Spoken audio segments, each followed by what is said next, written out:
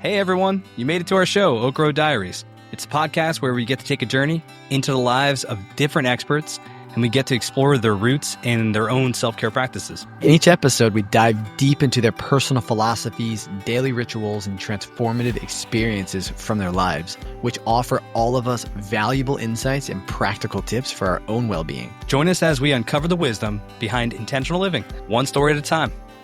This episode, we're joined by Kritajna, widely known as Kritajna Meditates on social media. He's a meditation teacher, a mentor, a brand guide, and one of the top 100 meditation influencers of 2025. With a global digital community and a presence across Instagram, Threads, Facebook, YouTube, and beyond, Kritajna is changing the way we understand mindfulness, not just as a personal practice, but as a movement of collective awakening. His teachings blend ancient wisdom with modern life, offering trauma-informed, very practical meditation tools that meet people right where they are. Whether guiding a seeker through inner stillness or helping a brand grow with integrity, Kritajna's message is very clear. Presence is power, love is the path, and awakening is for everyone. In this episode, we explore his journey and insights through the lens of the 7 pillars of transformation, touching on healing family wounds, overcoming ego-driven cycles, micro practices for a busy world, and the spiritual truth of interconnectedness. So wherever you are, walking, resting, or simply sitting still, let this conversation be a breath of clarity and a reminder that the answers you seek are already found within. This is transformation. This is truth. This is Kritajna.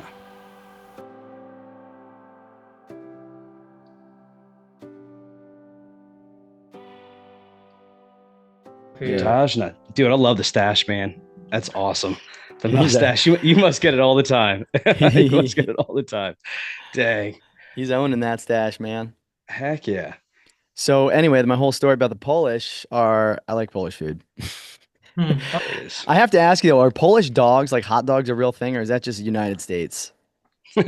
Not really, no. Like, do you guys do sausage, Polish sausage? Yeah, we It's like on a bun and then you put sauerkraut and things on it, or no? Is that totally false? we grill it a lot, or cooking on the pan with the eggs, like you do bacon, I guess. Yeah, exactly. Bacon. Yeah. Heck yeah, man. Yeah, it's Sweet. It's the same logic. That's right. So anyway, yeah, that's the cool thing about the United States. I mean, like Europe as well. But here in the States, we have we have so many immigrants here. So we get to enjoy different cultures and different backgrounds. And again, Polish is one of those where, we've had exposure to it our whole lives. I was just recently in Chicago, and in Chicago, like I said, there are a lot of Polish people there. And so you get exposure to good foods. Is it good thing? Yeah. What are some foods? What are some foods that you like Polish foods that you just are like, I can't live without this? I mean, maybe not can without this, but I really enjoying the pierogi, the dumplings. That's pierogies, man. That's so. Have you been over to the States at all?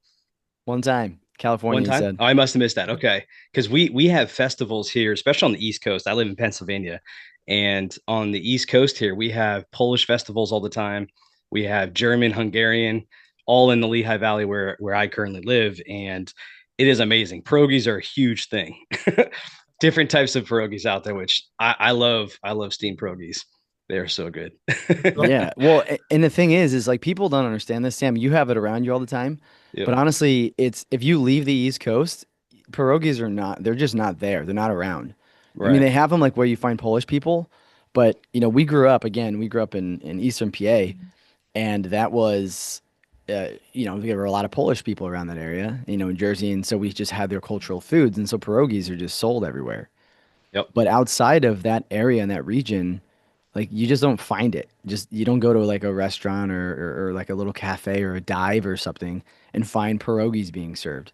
Maybe you get like Mrs. T's, at Costco or something. They're in a bag. Here we at Kritajna, we call them, it's Mrs. T's is the brand. Yep. And you could like get those and that's what we grew up on as kids. My mom like always had those things in the freezer. Frozen pierogies, yeah. So your mom and grandma probably make some amazing pierogies. Yeah. Is that what you call them, pierogi? Yeah, we call them pierogi. It's a Whatever. Polish name Yeah. for that meal. What's your what's the like preferred stuffing that you like in them? Mm. What do you prefer? The classic is mushroom with cabbage and also like mincemeat of pork. Mm, Wow. interesting. Yeah. Yeah. Yeah, that's funny because for us, I would have said it's cheese and potatoes. Cheese and potatoes. Yeah. Cheese potatoes. They'll throw some bacon in there, maybe. Yeah. Chives or onions of some sort. But yeah, that's man, once in a while, like the true authentic Polish people will definitely put the meats and stuff in there. But we relate to that region for sure, as our background is Hungarian German. I'm sure we got a little Polish in there, Jared. Yeah. So our Kritajna, our great grandfather immigrated from Hungary. So on my dad's side is Krijan is the last name, Krijan. And so yeah, Janis Krijan was my great grandfather, and he was one of like six boys. And so his dad, so my great great grandfather came over with all his boys, and they came to Philadelphia. So they immigrated to Philadelphia, and obviously one of those boys was my great grandfather. And so my grandfather was because my great grandfather married a Hungarian here in the U.S. Oh no, I think over there. Anyway, so my grandfather, so my dad's dad is 100% Hungarian, Mhm. and but my dad's mom has a lot of Irish, which is where the Irish and the beard comes in, the red Yeah, and the beard. I trimmed mine down a little bit, man. Had to clean it up a little bit. And true transparency, I actually jacked up the cut. Oh, One of that's the those times worst. where you cut the little beard. I don't know if you've ever done that, Kritajna, with your mustache, but you cut it wrong one time, and you gotta start all over again. Yeah. So Kritashna, the way that we like I explained to you, it's a conversation. It's kind of just to set the stage for you. What we like to do with our conversations is just have an open forum, just chat with you, get to know you, give you a platform to tell your story. I'm sure you've done podcasts. And obviously, we've seen your social media, and we see the quality of the content that you put out there. This is a little bit more long form. We like to go deeper. The point of this conversation is, the podcast is called Oak Road Diaries. The reason it's called Oak Road, here in the U.S., just like anywhere else, we name our streets. We grew up on Oak Road.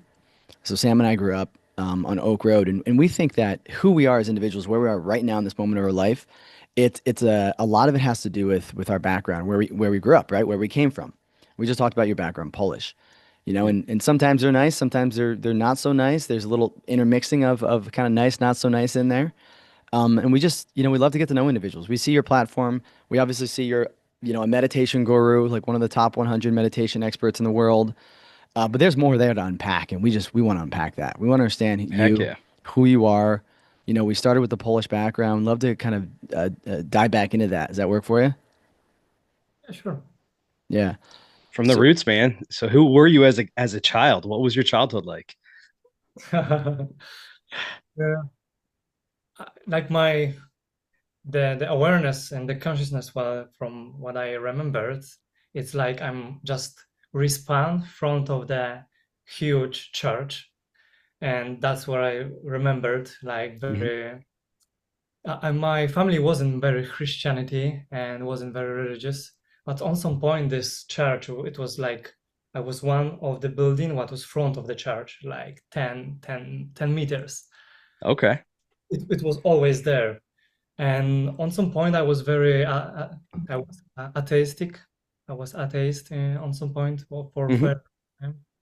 Also, I was like a metalhead when I was a you Okay. said you said you're artistic, I was uh, autistic. no this Yeah. atheist. I Art. was atheist, Yeah, yeah. non-believer for a very long time, especially for the when I was a teenager and a kid. Hmm. So yeah, it started there on some point. So you said, just back up real quick. You said your religion was something about a church, but you guys, what was your religious faith growing up? It was very Christianity. Christian faith. Yep. Christian based. Mm-hmm. Okay. Pan- very Christianity, Catholic, basically. Okay. Catholic. Okay, cool. So you guys, was there a lot of like readings in the homes? Did you guys read scriptures a lot and attend mass? Or did you just go to mass maybe a couple times a year? Or what did that look like? on some point we had to go to the church every week because Yeah. it's just necessary. Sure. Yeah. Yeah. Yeah, we Um, know that life. We definitely align a lot with you. That's how Every Sam and I, Sunday. yeah. Yeah, Every every Sunday we'd Sunday. go to church. Is that how you were? You would go once a week? It was like a once a week thing. Your mom and dad, you guys as a family would go to church. yes, I would say only mom Okay. and my brother. I have an older brother, 5 years more than me. But to be honest, like my life, it started on some point on Iceland. I already living in Iceland for 11 years. Okay. Interesting. And So, when was that at? Was that in your 20s? yeah, I was 20 exactly. Okay. Nice. Okay. And then I saw, I mean, I dove into you a little bit, man, and you got a really cool background. Interesting, very interesting background. You've had eclectic of jobs, it seems. So it looked like you were in the hospitality industry for a little bit, huh? Working Hotels. in the hotels. Yeah, exactly. I'm basically a chef, still Nice. part-time chef, and I love to cook. Food is my love language for sure. Oh, Excellent. cool. Well, we Here could we go. definitely, We start talking about food. That's funny. yeah. That was the first thing we talked about was the food. So is going on the cooking thing. Have you always loved cooking in your childhood, or was that only since when you went to Iceland? Mm, I always like to cook something. My mother wasn't the best chef, to be honest. Okay. You're like, I can So make this better. I just started to discover the nice flavor and the stuff. And yeah, and this is one of thing what I can basically do and enjoying.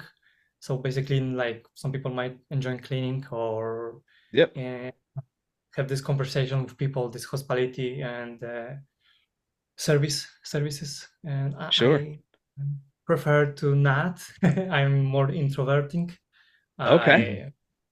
I try to respect my energy because Yeah. it's get very And disturbing around the and people. you're on the digital world of helping those, with self-care practices with meditation, which is Hmm. it's an interesting thing. Like you're doing a lot of extrovertness stuff, right? With getting out there in the world and it might be in an introvert way. Maybe you're doing it behind closed doors and you're doing the introvert or at least abiding by your introvertness. Um, but you're out there, man. You're up on the front pedestal out there in the world. So that's something that you've definitely overcome, it seems, Yeah, Yeah. this is right? Because that's hard to do for it as an introvert. Like that must take a lot of energy to be like, okay, I'm going to put myself out there now. mm, I'll understand this a little bit differently Hmm. because I love to express myself. I love to talk about how I feel and stuff like most Yeah, of the people. yeah, But I prefer to talk to myself because let's say even this conversation here, it's a little bit different than natural like conversation like one on one. I yeah, love to talk to camera and when I record myself, yeah, it's I have this area and the space to express because when people is around they like start to judging they start to do stuff yeah, there is the tension and I yep. feel this tension very strongly and I start to like closing myself and like oh I don't want Interesting. something Yeah, So like no, you're more open when you're by yourself, is what you're saying. Kind of the yeah camera's in front of you. Yeah. yeah, Okay. So I get that. you said not to skip back, but I think this matters a lot. So you grew up in Poland, right? yeah You grew up in basic. You said your mom took you, but you had your mom and dad and your brother in your household, it wasn't my father at all. just mother and your brother. Mhm. Yeah, got it. And so mom, wasn't the best cook, but so you're saying from the early age, you think you just kind of started cooking as far back as you remember? Yeah, I mean, I just tried to do some stuff. Sometimes my mom working a lot, so I have to just figure it out to eat anything. Just tinker around with the herbs and spices. Yeah, Oh, that's pretty cool, dude. yeah, So yeah. and that just evolved, and you started working in restaurants. Uh, I have a bakery profession, so basically I was in school for bakery profession, Mm-hmm. Okay. and so basically at Poland, I just have like few jobs. Even I was a bodyguard in Tesco market. That's awesome. But after I worked for in bakery just for a few weeks, and then Yeah. Okay. I just reached 20 years old, and I just fly to the Iceland So because Nice. my brother you was here earlier, okay. and So you hey, graduated with your bakery degree. I do, yeah. Is that a 4-year degree? No, I don't think so. It's like a 2-year kind of trade degree. Is that how it works in Poland? Mm, So three year three. degree. 3 years. Oh wow. But Nice. it was baking Yeah, and not like chef, right? It was specifically focused on baking. exactly. Yeah. That's amazing. But So pastry, what would you say pastry chef then would be the correct term? no, I would say the baker. Baker is correct. Okay. But All right. Wow. I don't like it, to be honest. Yeah, It's yeah. a, No, I'm not sure it's not your passion. Yeah. not my passion. It was just option. Uh, when I was 16 and I have to choose my profession or just do anything with my life, Yeah. Ah. it's a dumb Like, oh, let's do that. At the time you liked cooking. You're like, oh, let me Oh. try this out. Okay. I tried to get the hairdresser then, but Yeah. it was very hard to get practice in my small city, in small town. So Okay. it wasn't work. So okay, I will go. I'm gonna be a baker. Nice. Let me just throw a dart at the board and That's I'll be a crazy. baker. Well, you finished it, right? Like you said, I'm just gonna get my baking degree. So you get the degree, you work in a bakery. You're still young. You're 19 years old, right? 20 years old. And you said you worked in a bakery for just a little bit, like a few months? Yeah, exactly. Basically, never focused on this kind of profession. Even if Uh-huh. I'm chef, I'm not focused on that. It's Yeah. Mm-hmm. just side quest to survive. I understand. Yeah, Got it. totally. Yeah. Yeah, I get that. So during the baking school, like you said, it was a side quest to survive. What was going on in the mind though of like, what am I gonna do? Like, what were your other interests? My dream was to become a rock star or basically metal star. So Yeah, Okay. I always really. my vocal is my instrument, and I have had this band and practicing a lot in my home, and also I have a guitar. And my mother hated me because I always like try. Oh, Oh, you're jamming out all the time. Yeah. did you have it in your headphones or did you have like an amplifier where she could hear it? Bas- yeah, but she still can hear, this even the acoustic sounds of the electric Oh guitar. yeah. Yep. Even with the headphones on, you still hear the drumming of the or stringing of the guitar. Yeah. Wow. So you're this Dang. rock star because you said, obviously you liked cooking and you were kind of a rock star from or wanted to be a rock star since you can remember, right? Early teens, you started this band with your buddies. Yeah, I had some bands. There is also some old footage around the internet. So What was your band name? first and probably the longest one was Outreamer. Outreamer. I only played some kind of melodic death metal. Okay. Really? So you're saying there's something on YouTube? Like if I were to go look on YouTube right now, I could find it. I'm gonna write this down. Is Ooh. it, are you still proud of it? Like, do you still enjoy it? The quality like this time it was just we just recording on some old computer in the Oh corner, yeah. the like mm, the room, like when we practicing, Yeah, and of course. like the I Oh, you think Yeah. hear a lot of background noise. Yeah. so. Okay, so the quality's not good. Yeah, but you can find it on the Facebook. We On have like Facebook. Okay. So and how do you spell the band that I'd be looking for? like out Remer out dreamer. Outreamer. Okay. Nice. I will definitely look that up for sure. Out Outremer, right? I guess hopefully that's correct. Yeah, yeah, that's cool. So Nice. you were doing this while you were in school, is that right? Yeah, exactly. Okay, you want to be a rock star. So were you getting gigs over the place, like little cafes and stuff? I had once, and that Okay. was my and last, and I fall off from the scene. Really? You Yeah, fell off. Okay. You're like, that's it for me. because I So wait, believe it. crazy with expression like Of run. course. Yeah, heavy metal concerts are like that though. People are are And you, jumping around going crazy. Yeah. so you fell off the stage. So you weren't anticipating falling off. Kinda. Yeah. Oh my goodness, Okay. you were kind of anticipating it. That's So funny. so you're jamming, you're doing that, and then your brother's in Iceland, and he's like, "Hey, you should come over here. Check this out." Yeah, basically, I was him gift for Christmas from him extra. Okay. Nice. Just bring me to for him because we always have a good connection, but we just got separate because of his flight to Iceland to reach some better life. Sure. And I just came here for a few months on the beginning, and I was just realized, hey, that's a great place to live, to just get better life and get money and do anything what I want. And We hear the So people in Iceland are really calm and relaxing, yeah. right? You went from this heavy metal lifestyle to this very calming lifestyle. Do they obviously they probably have heavy metal everywhere. That's an ignorant statement to make, but did you continue your heavy metal band stuff over there, or was it basically left that behind you? I at the point I left that behind and I start like to rap music No kidding. Okay. did you and, start rapping yourself? start rapping myself, So yeah. And writing poems?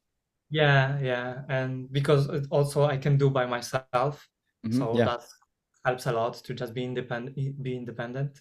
For sure. What's your name, dude? Yeah, I know you got a rap name. What was it? It's let me see, it's a Darmin. Darman. Nice. Oh, Uh, so interesting. Okay, we'll get to the whole Kurtash because your name is it like Dominique or something? Dominic, You Dominic? karmic name, I would say that. What name? Karma name, Yeah, yeah. Karmic name is Dominic. Yeah. Yeah, and yeah, Krita okay. That was because your given. Like your brother, does your brother call you Kurtajna? no, not at all. My No. brother is spiritual at all. I'm a part of one Buddhist spiritual school, and I Uh-huh. have her enlightenment one, let's say, Yeah. Yeah. Yeah. them students. And on some point, when I reached some awareness and left behind all the old pattern and stuff, or all the karma, Hmm. uh, the old name might be like a wave for myself to grow. That's interesting. So I appreciate you talking through this. Yeah, you're This not the is only person we've come yeah. across that has had this enlightenment or this rebirth of who they are. Um, can you go into that a little bit? Whatever you'd like to share with that. Well, hold on. Before that, Okay. we're still unpacking the rap journey, Oh, man. that's right. That's right. We're not cutting you loose from that, dude. So you're so you're Dharma. So hold on. You go to Iceland, you're there for a couple months. Why is life better in Iceland than Poland? Like Poland, Poland, right? You know the opportunities that exist there. Help me understand why Iceland was better.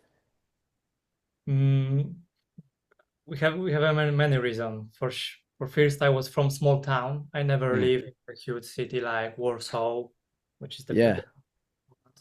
So there was no opportunity. I even can't find a job like a mm, young man to what can do anything. I still can't find the job, and I catch anything, even like the construction, the hardest work for the lessest money. hmm. So when I came here, and I get first job and get first payment, like wow, I can get this kind of money for good kind of work because the working system is very well. So let's say I can go to the break every 3 hours. Uh, Hmm. there is a lot of benefits become of that. I can ride to vacation without a problem, just like normal, basically like ethic stuff. But in Poland, it doesn't exist on some point. It wasn't exist. I'm not sure now. Okay. In Got Poland, it. but Is You're it the saying in Iceland it infrastructure does? in Iceland? Yeah. Is it larger? Is that why? Is the area bigger compared to Poland? The infrastructure is bigger, greater. yeah, I mean the,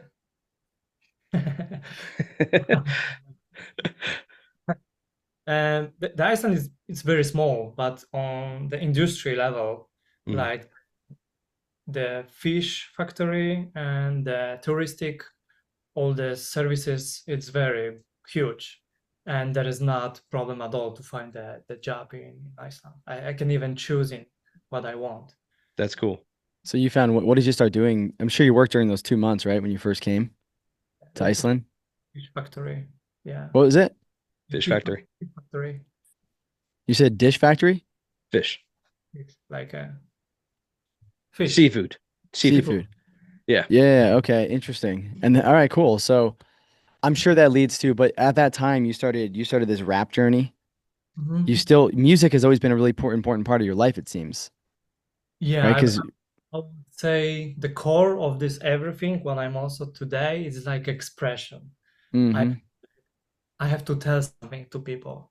Like it was a kind of a little bit of narcissistic because I was the bullying stuff in the school, and it's hard to be better than anyone. But on some point, I felt that way, what is Mm, all very narcissistic. I will not agree on myself for now. I will better than anyone, and never, and never. sure. But when I was a kid, I like this indigo way, indigo kid. I Sure. know, I'm and the best. I'm the best. Yeah. yeah, that Confidence was high at that point. specifically when the school don't tell you that, even you are the worst. Yeah. The parents, you are the worst. The brother, you are nothing. Yeah, nobody talks like that, right? At least Had you to, hope not. I just had to prove to the world, like I know the stuff. I'm the best. So that was my motivation at some point. Sure. Mm. Just start to transforming to I want to share the knowledge, the wisdom. I want to teaching. So yeah. So Mm, expression, you felt music was always your form of expression. You said you sing, and you evolved into rap music. The band was left behind in Poland. Yeah, you're like, I'm not gonna find new band members here. I just want to start rapping. So clearly, I think there was a form of expression in the poetry because rap is very much poetry. hmm And so did you just find yourself starting to write? Because think about it. I mean, even with look at what you do right now. I mean, I saw your Spotify, you music that's on there, that and we'll get into that. I don't know if you created that or what, but you basically have this form of expression through music, and there's this rhythm and frequency that I think you align with, right? And I think all of us do. Music is so powerful. I mean, you can pick Oh a yeah. song for any sentiment that you have that really just helps you, Yep. and it takes you back, right? I mean, it takes you back to any moments in time. Yeah, those Um, emotions. yeah, it's so powerful. So you start Yep. rapping. Did you start the poetry first, and then you wanted to find rhythm with that, and then you felt, or how'd that work? I mean, on some point, poetry was always part of the life, part of the expression and the creation. hmm When I was a fronthead and vocalist, I believe my lyrics was kind of deep, and when I transformed to the rapping, I also mostly focus on the lyrics. And a lot of my friends say, yeah, that's good lyrics, but your flow it sucks. So That's my hard to get lyrics, that rhythm down, man, to really get the beat and all that together. I get it. yes, it Not was everyone can be like Eminem, I guess. my problem to focus only on lyrics, and then the riff and the flow would start to be like crashing, and Hmm. uh, it just doesn't work on some point. It was not bad, and I would say I'm more proud of the rap session and my stuff than the metal stuff. Yeah, Okay. but you were writing the songs then during the metal stage of your music journey. Oh, okay. And then the rap, of course, you were writing those. Were you were you recording them and then releasing them on your own YouTube channel or Instagram, or how did you release them into the world? On YouTube, basically, I have my channel. Uh, Put it in here, man. now. It's my because Is it I still live? yes, because Heck Nice. yeah. I saw a period of time when I was a vlogger, and Vlogger. Nice. like videography is also part of my part of my life and still there. And still is, yeah, yeah. I'm very happy about that because I lose it on some point, because also part of my life it was coding, try to be programmist, Oh wow. but I Like left. like I said, man, you're an eclectic guy. The little bit that I was able to dive and find on you, you are an interesting, awesome human being. So yeah, I mean, so you're in this Darman is the name of your that's your rap name. Mhm. Are you still doing it today? Like, are you still doing the rap journey? I'm not. I'm not sure I will ever back to that. Sure. It'd be interesting to hear some rap with like meditation music going. That'd be dope. It's just such a That would beautiful rhythm. Yeah. that would be really Okay. interesting. Some sort of project. Not Yeah, to I tell you know. what to do with your talent and all, man, but All I right. So believe you're go ahead, please. I believe in the music industry. It's a lot of dark in music industry.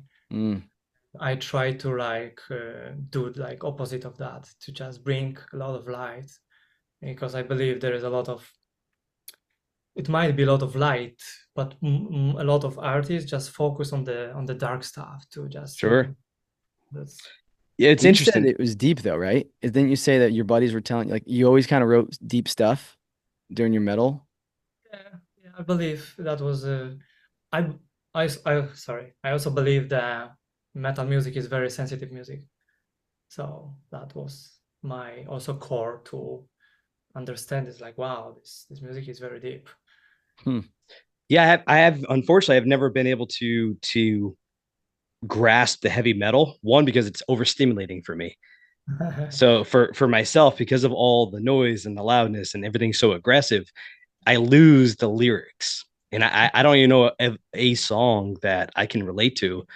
Maybe there are songs out there, but for me, it's always been an overstimulating type of genre for me.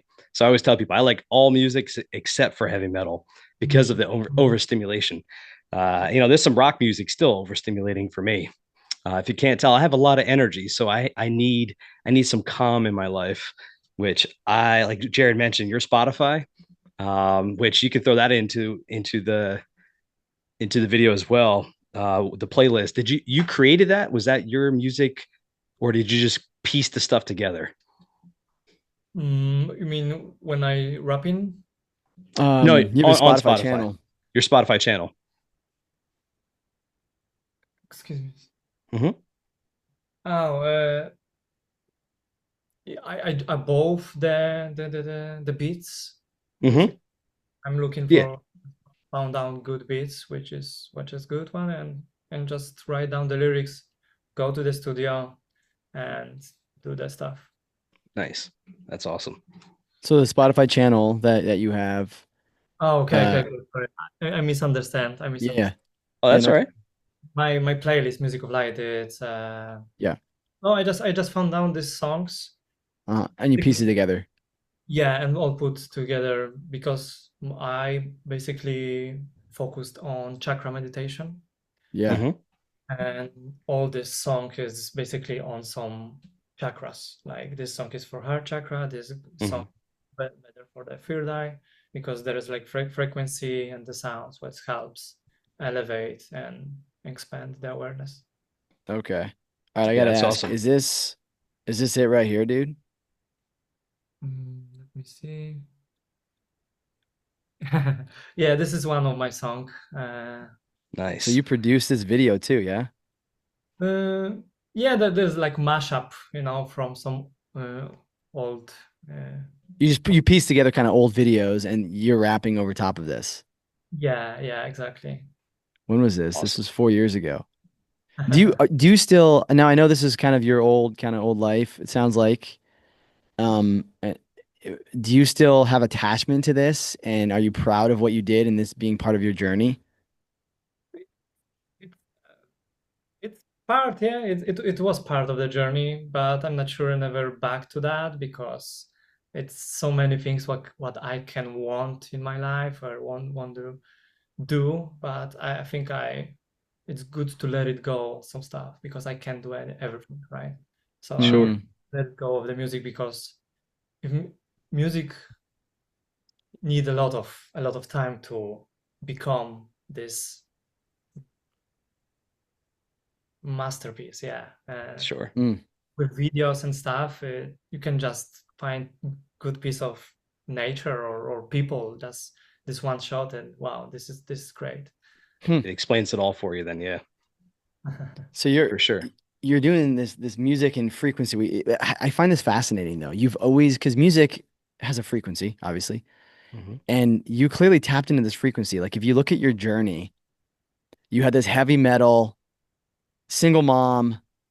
You know, was your dad in your life at all? Never. Never. So dad's not in your life. You, your mom, and your brother, right? So that kind of situation without the father situation, you know, growing up, not having that anchor, not having a father figure, right? Heavy metal. There's a story there. Yeah. You leave Poland, you leave all that kind of behind you, but you still have this connection to music and this rhythm, and you still feel it. And you're trying to find a way to express yourself. And I would say, and especially with your rap, it's definitely a more subtle rhythm than heavy metal, right? But you still have this way to express yourself through poetry and through the actual music. You've obviously got this video that you were producing. Now take us on the next journey. So you got the rap, you're doing the rap thing, but you're working still at the fish market at this point, or the fish factory. I'd say I was more then I work in the car rentals. So Current house? car rental. A car Car rental? rental. Oh, Yeah, it interesting. was Your blue, right? sales? You were at Blue Car or something, right? Yeah, exactly. Yeah, that's right. So you did blue car rental, Yeah. and you're doing this rap thing. And at what point do you like to walk us through the journey, like continue to walk us through to kind of where you are right now? That's kind of the path we're trying to get to here. Yeah, you're on this trying to find this discovery of yourself, it seems. You're bouncing around, you're trying different passions out that you feel in the moment. There was there a large shift in your life to where you're at right now, or was it a slow progression? I would say it was slow progression, but it gave me a lot. It was kind of therapy to have this place to express myself because as a man, I can say it's hard to find this place to Yeah. understand, to just speak, right? And yeah, Especially, man, I'm gonna hit that topic a little bit there. You know, Jared and I, we've done a few of these shows now, and it seems like we have gotten into that where men, we struggle with finding a safe space to be in this space that we're in, right? mm, We want to share emotions, we want to share things, but yet we don't feel comfortable. However, there's so many people, other like-minded men out there that are also trying to do the same thing that we're trying to do. So it seems like we should be easy, or it should be easy to express ourselves, but yet mhm, there's a block, it seems, right? yes. What do you think that block is, and from your point of view? Why is Uh, there a block? If because right now in the digital world, it seems like there are men that are like, hey, I got feelings too. I want to talk about them. What the heck? mhm. I would say on the first place is limited beliefs, Mm, our limited beliefs about ourselves and the world. mm, It just limit us. It's just very subconsciously. We very strongly believe in some point on some patterns and systems, like what people would think about us. This is not true, or this is a right, which yeah. is very duality. And this is for on the first place, and on the second place, all the environment what we lived and mm, lived here, because this like all, how to say it, color, sorry, I forget the word. Yeah, just explain it. It's all Yeah. good. Yeah. It's all. Is it? And I'm going to bring your roots back to it. So Poland, is it common for men to hold back their feelings there, and also Iceland, or is this an open thing that you found? Iceland is more open for sure. Yeah. Poland 10 years ago, not really, Hmm. but I who I was, when I was 18 or 20. Sure. Sure. Very A hard. little bit different than what we are now, right? Okay. 10 years goes by. So how did you break out into what you're doing now? So this is obviously different. Like obviously you've got talk to us about kind of your beliefs now. Your Christianity, you're going to church when you're in Poland. I'm venturing to guess that when the second you moved to Iceland, you probably never saw the inside of a Christian church again. There was some around, Mm. but I never was a Christian. I just walked because, okay, that's fine, you know. Sure, Uh, sure. I Yep. would not that I wasn't making more trouble for my family and stuff. Yeah, Ceremony, you know, when we became like baptized and after sure. that. Yep. You kept with the traditions of Yeah. what your family and the society around you were basically telling you guys how to live. I get that. But what I want to highlight here, I have very good relation with Jesus, I would say. Mm-hmm. This is, I would say, out of the Christianity. Some people might don't understand that or don't even agree on that, but I love Jesus Christ, and that's fine, you know. And I Yep. believe because I'm spawned there in front of this church, it might be very strong, you know, So power. your relationship with Jesus Christ, you feel you don't attach yourself to any religion necessarily within Christianity, but you still just to make sure I understand, you still believe that Jesus Christ is the Son of God and that he was a savior of the world. Is that what you recall are saying? Let's say yes. Yeah. Well, what do you mean the relationship? Help me understand you when you say you have a relationship with him. I believe he is a divine being Mm. Okay.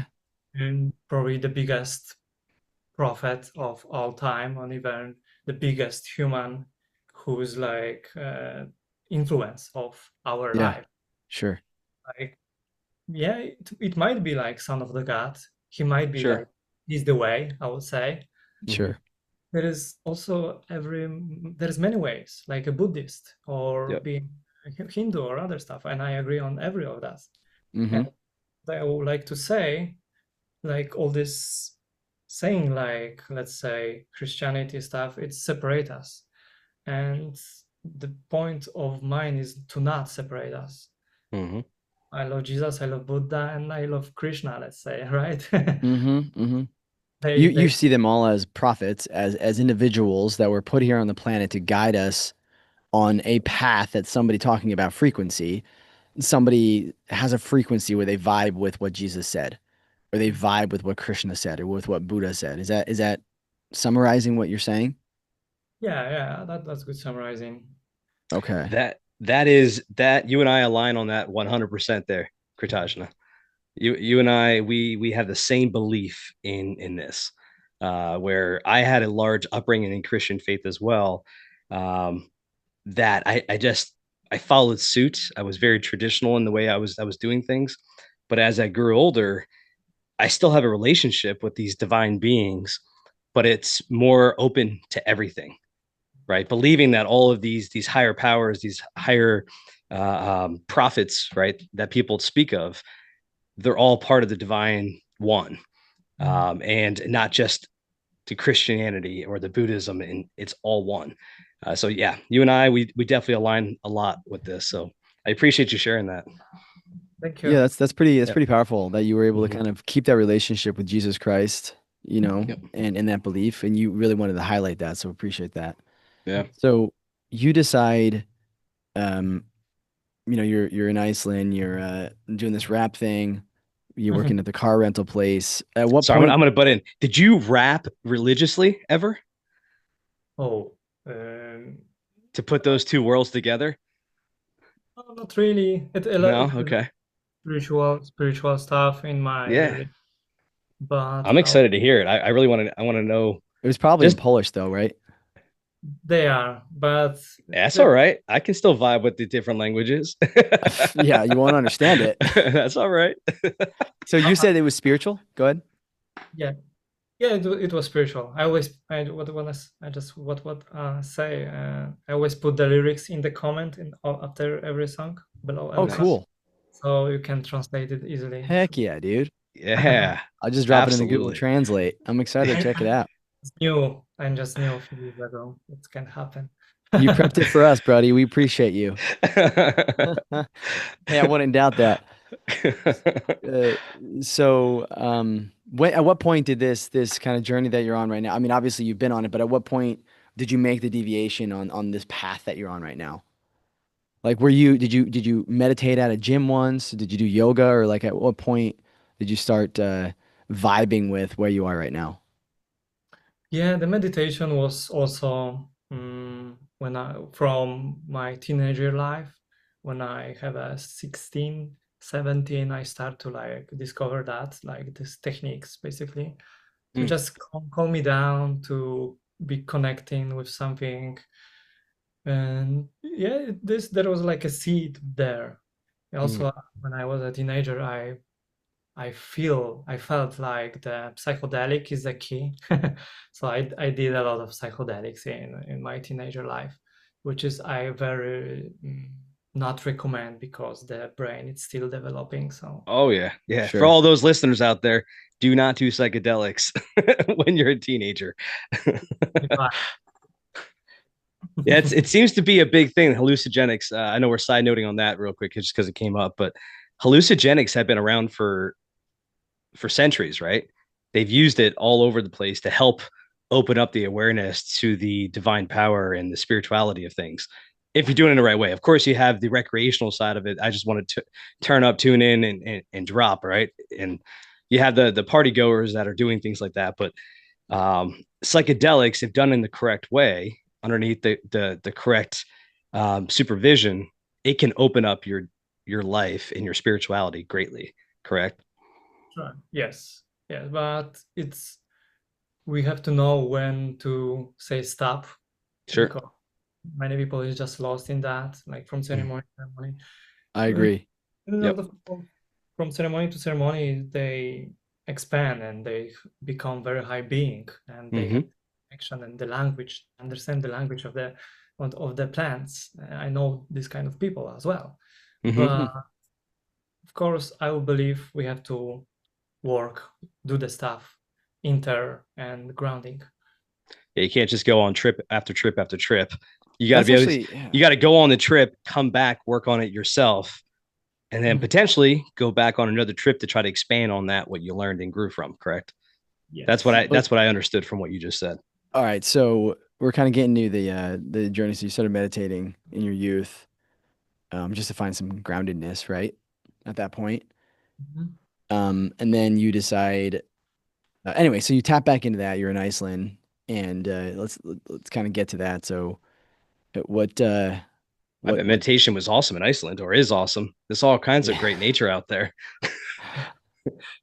So what kind of helped you to get to this point right now, right? To be kind of one of the top 100 meditation experts, from a 16-year-old boy who learned about meditation to where you are now. At what point did you start really tapping into that and exploring that more in Iceland? Mhm. When I start to visiting some place, just travel around the Iceland, because Iceland is one huge place of power. There is a lot of intense, natural, raw energy, like un untouchable by the humans. I mean, not like spoiled by humans. Mm-hmm. The there is a lot of water, there are a lot of magma below the ground, and ice, and all this. On some point, there is very intense, and when you just see it very close to the waterfall, and you can meditate, you can feel it like very intense energy, and it's just empowering you. So even we have this kind of practice in our school. We have sangha, and we meet in some spots, even in the Reykjavik. I'm living in Reykjavik. Uh, Mm-hmm. in downtown, we have like small waterfall, which is very powerful, and I do meditation a lot there because it's very helpful. It's very cleans my energy. When I feel overwhelmed, I'm just go there and I'm back like new. There's a and Wow. maybe you're thinking or talking about the same thing. Isn't there a river an untouched river that brings new birth. Am I thinking of the right country? I thought Iceland had it where it was a natural waterfall that comes there that people go to. Um, it's almost like the fountain of youth, but it's not. But the locals use that as kind of what you're talking about, the new energy, new birth. They go there, they touch the water, but maybe that's not from Iceland. Maybe it's in a different spot. Yeah, I don't think so. Okay. It's at least not. This is nothing mainstream. People don't know about this way of the Iceland. I Got even it. Yeah. did it So for a you, that is so interesting. So you're I just find this fascinating. I mean, think about it. You're in Mm-hmm. Poland, your brother happens to move to Iceland for work and just to kind of get away, right? Just to check out a new place. He tells you it's cool, come check it out. You go there. I mean, if I'm not mistaken, Iceland, yeah, I just Googled it here. Iceland, I had a feeling, yeah, it's a geothermal hotbed from what I remember. And Mm-hmm. 70%, approximately 70% of the country's total energy consumption comes from geothermal sources. So you're literally sitting on just this rock of energy Yeah. all over the place.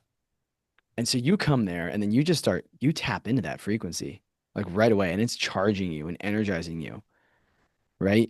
You're, eh, not right away, but You no, no, get off the yeah. plane, you're like, Well, yeah, but let's get to the but. When does this like you're doing you're selling cars or renting out cars to people and you go on a couple of trips within Iceland, like you go check out this waterfall and you're like, "Holy crap, you just felt the energy." Mhm. Was yeah, there it was kind of this point.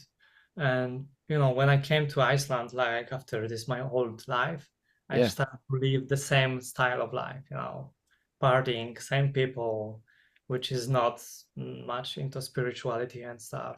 Sure. Maybe even just to well-being, just to, just crave. general well-being, it's not good, right? It's not conducive. Yeah. Yeah. So And you're doing that, keep going, sorry. that's okay.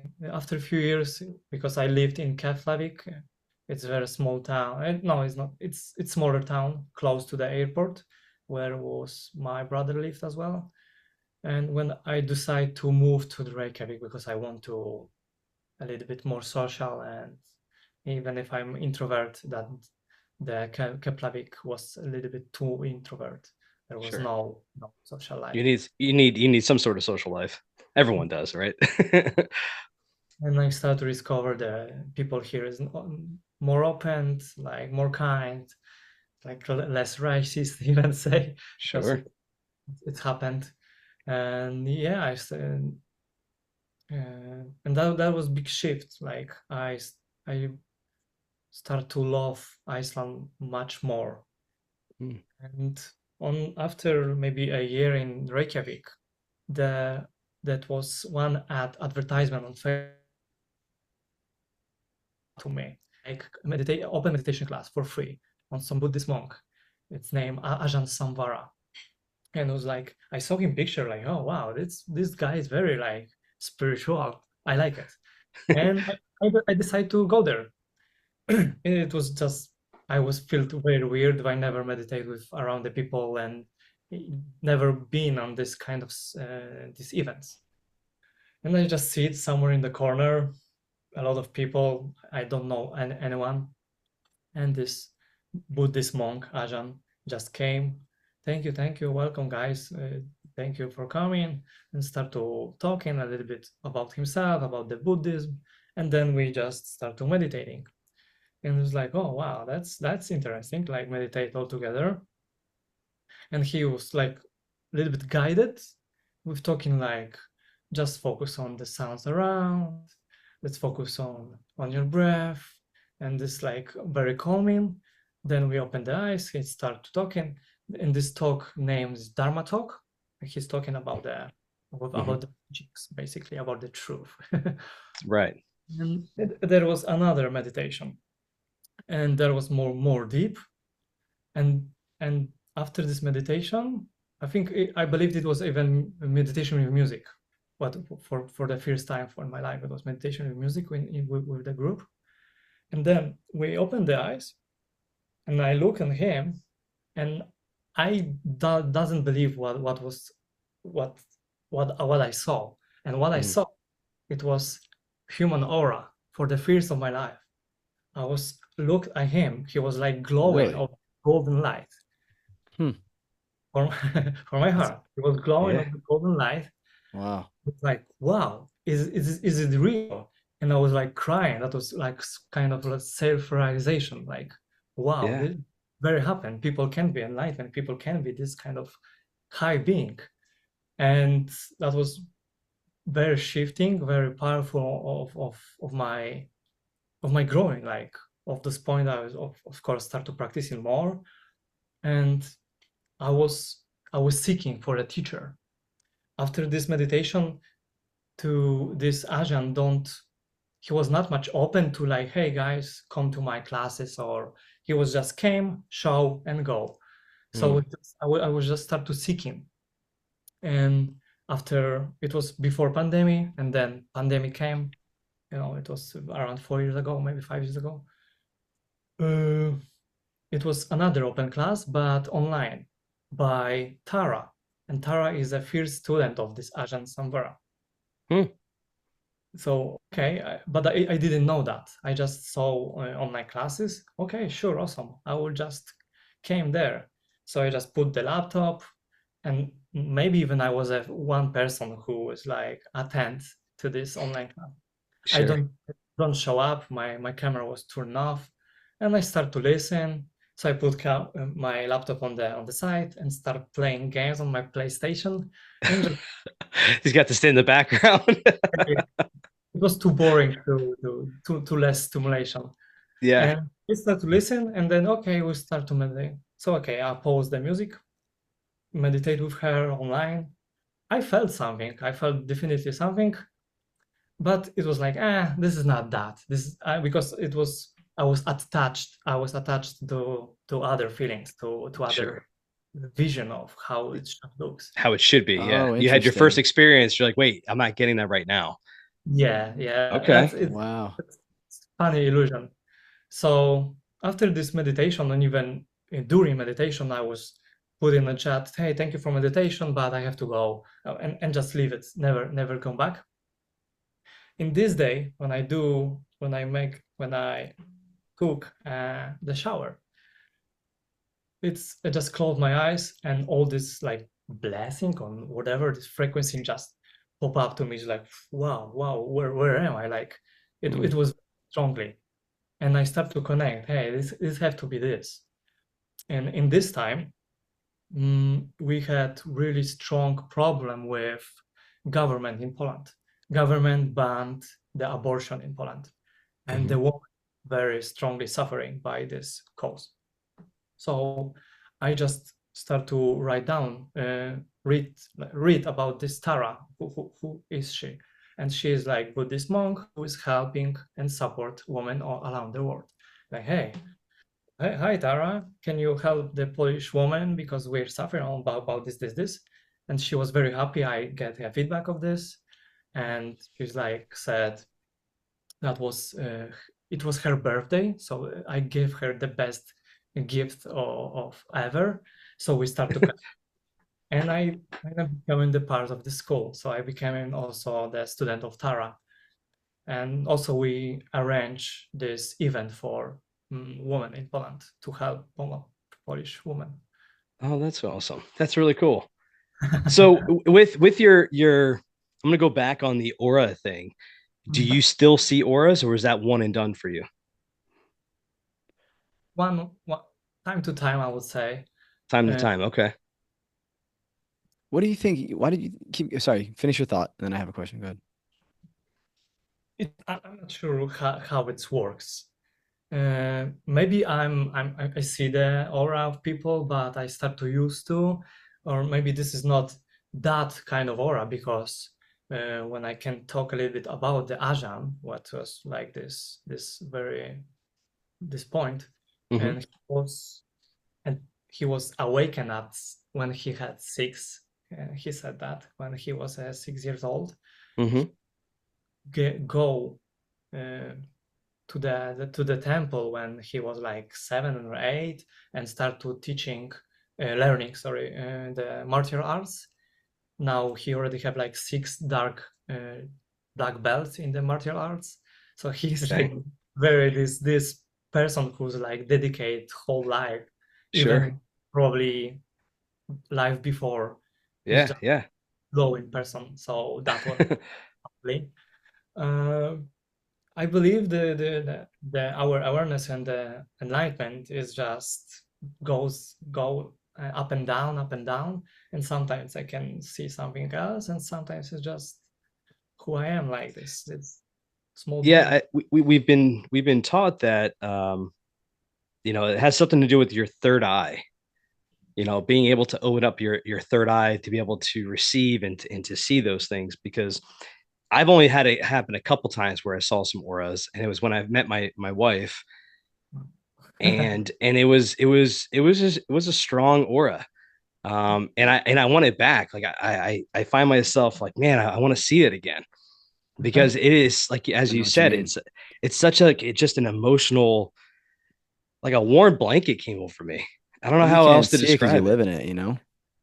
I'm And wondering, it could be that, like, the third eye aspect. So I'm wondering, like, if there's any meditation that you've done, that you've tried intentionally looking for auras, or if it is something that you just don't even think about, that it just comes and goes. Yeah, we not focused on the we focus on the this not the destination. Wait, we're not focused on the goal. We focus on the destination, right? Got it. mhm. If pop up, that's fine. And but it's a little bit silly to hey, or now today we're focused to looks for. To see if we get those auras. Let's focus on that. Yeah, I get that. Well, I think it's interesting. Again, you have these like transformation points that are happening in your life, and I'm sure this is your journey. You obviously know this, but as you're talking to us, I'm seeing it unfold, and it's beautiful, right? Think about it. You said you haven't really seen or as much since then. It's not like a thing that you're seeing constantly, and that's fine. But at that moment, you did. This is your first one you went to, right? You meditated since you were a kid. You see this thing, it looks interesting. You go to it, and you see this dude's aura. And then what does that do? That sets you off in this path that you're currently on even more. Yeah. It anchors you to this path. Is that not a true statement? Yes. And then Tara is right. You get connected to Tara, and you guys start teaching at this school. It seems like it was an online school. Yes, around the world, but we have like regularly meetups, which is Sangha meetings. So you Mm, had to you were just some Joe Schmo who came in. So you had to learn first, right? Tara was already a meditation teacher, but how did you have to become did you have to go through a certain instruction process? yeah, yeah, we have like courses also. There is a lot of structure in our school, and Mm. if I like to be a meditation teacher, I have to go for training, which is also online, and there is like process and also ethics, what we can do, what we should not to do, and all this formation, I would say, Mm. uh, Mhm. very exoteric. No, sorry, because there is like esoteric stuff, which is very spiritual stuff, and also exoteric, which is very material, and there is Mhm. exoteric stuff. But after that, if they decide I'm ready to go, there is something uh, esoteric, which is uh, teacher empowerment. Oh, I would say this is your teacher empowerment. So they gave you something extra. I'm not sure what is this, but I experienced this. Hmm. Okay. So you went through, you got your basically your certified teacher at this point. Yeah, I can say that. Is that what it was? I mean, I'm sure with the things you were learning, is that when you started doing your own Instagram? You started the Instagram page that you have? Yeah, I mean, yeah, that was. Uh, it's not much connected to all together. Maybe subconsciously or maybe unintentionally, yes. Hmm. But because when I try to be a programmer and just uh, expand my a little bit more better life to get this remote job is always the goal. Yeah, of course. Mhm. I just start to I just saw something like content creation to be content creator, and I go into that, go away with programming and start to be content creator. Sorry. So you're And putting these two worlds together, essentially, this artistic world of content creation and the fact that you actually are a meditation expert. You're forming these two things together is what you did. yes, That's mm, cool. the part So of content creator is to create content myself, like the account, and that's what was I'm living for, to teach. Yeah, to teach those, and they're great things. I mean, it looks like you put it out for the most part daily, right? Or every other day, or at least multiple times a week. You put out. I saw that you went from a short clip now to a longer clip, which is. Have you found success in that, going from the short to long, I would or say you? no. The shorts format it works a little bit better, Okay, but sometimes it's not about the goal. I yeah, just the message. Okay, that's cool. Some people see, some people not. got it. Yeah, well, I so like it, man. I like the content either way. I think yeah. it's powerful stuff. The messages that you're putting out there. Um, You're outside of the Instagram and the platform. Do you do any kind of online seminars or any other classes, or is it just the online content? I do some one-on-one consultation, Okay. uh, but also um, I plan to do some online classes. I plan Okay. to make a school community. I work on the meditation program, Mhm. and including with this school community, gonna be like weekly classes with me Cool. together. Yeah, okay. So you obviously grew to, what was the tipping point, do you think? I mean, right now on social media, you got like at least on Instagram, you got over 130,000 followers. That's that's nothing to balk at, right? No. So there's obviously something. What do you think is it's that's unique about you and your message that's resonating with people? Hmm. That's a good question, but I'm not sure how to answer on that. Mm, People, maybe the authenticity, and people say not faking and try to not being guru, or I'm just basically normal guy who might mhm, look smooth for some people, and yeah, I have some wisdom as well. But yeah, but basically I'm mostly like sharing other people's stuff, mhm. so it's very easy to resonate with these powerful teachings. I plan to do a little more of talk heads, like I talk to you. Maybe I will create some stuff from that podcast. Um, but yeah, I hmm, I'm not sure. Yeah. That's Yeah, I wasn't sure that's if you've seen in comments or just kind of yeah. what you it's hard to answer. You're like, I don't know, man. I'm just doing me and people are liking it, right? That's pretty much it. Yeah, we get that. Yeah, and so is this what you're able to, are you doing this professionally right now, would you say? Or you said you do still cook a little bit, but is it at the point now where you're focused on this full time? You're able to kind of provide for yourself in a manner such that you can focus on it full time? Yes, that's my goal. Now I work in just a little bit. Probably very soon I will just quit to Sure. focus 100% focus on the content creator, spread the dharma. Yeah, Yeah. that's awesome. Okay. I S- also uh, do the content for other people. Like I have my clients Mm. Hmm. who, So you do social media for them? yeah, I'm social media management, let's say. Oh, cool, dude. Yeah, that's That's that's yeah, good that's to pretty know for any of our listeners, including ourselves. yeah. Is that are you still looking to take on clients, or are you just kind of are these just like buddies that you're working for? Mm, it's hard to say. I always, if someone like to connect with me, let's try, because some people say, hey, I want to I want to hire you for content. And yeah, sure. And after 3 months, okay, are you ready? So Yeah. but if someone wants, let's let's try and we will see. And because some clients sometimes go one on one, and it might be a little bit too busy for me, but sometimes I have a breaks and stuff. But Okay. Yeah. it took a lot. It take a lot of time. Not gonna lie. Oh, I And Yeah. bet. Yeah. Yeah. So what is this idea? Let's dive a little bit more into the meditation side of things. Lamana Atta, what is that? Or Mm, is that an individual? do you mean the Yamanata? Yes. Thank you. Il, Iamanata, is that how you pronounce it? Yeah, Yamanata. Yamanata. It's Iamanata. my teacher, what I met uh, personally. Mm, and yeah, we work. He's my client, and I try to help him to also spread the Dharma and get some clients for that, like a consultation. And I believe he is much better than me on that. So you're managing the social media? Yes, I do. Okay. So Uh, he was your teacher at a certain point. So you're working with Tara, you're doing this schooling, but it sounds like you also have yeah, Ilamanata who you're yeah, working with. friend of our school.